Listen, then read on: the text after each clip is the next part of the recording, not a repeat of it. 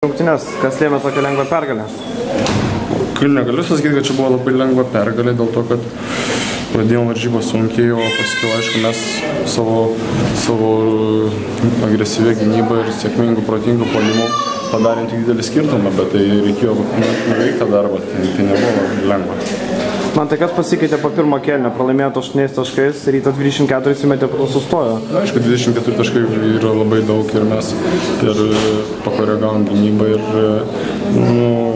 agresyviau pradėjom gintis ir išmušėm jos gal iš šito sužaidimo ritmą ir tas nubėgom mes po truputėlį. Pačiam vienas geresnių rungtynių šį sezoną. Sutapimas, kad prieš Lietuvos klubą?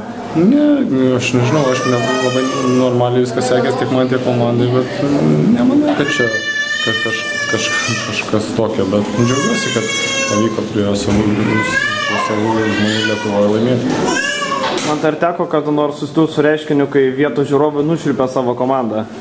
Nežinau, man iš vienos pusės gaila komandos, vis tiek lietuviška komanda ir aišku, čia jų problemos, taip kad jie yra kaip yra, bet aš manau, kad dabar jie tokioj duobėje ir atsigaus dar ir kad ir žaisdavom Lebenu, turės geras galimybės pasitaisyti.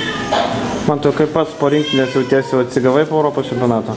Aš negaliu sakyti, kad buvau pavargęs, aš tikrai, man nebuvo kažkokių didelio nuovargio, man tik tai sumaišė sezono pradžioje, viską, sakau, trauma šiokia tokia, kur negalėjau treniruotis ir dabar jau viskas gerėja, o fiziškai aš jaučiuosi gerai.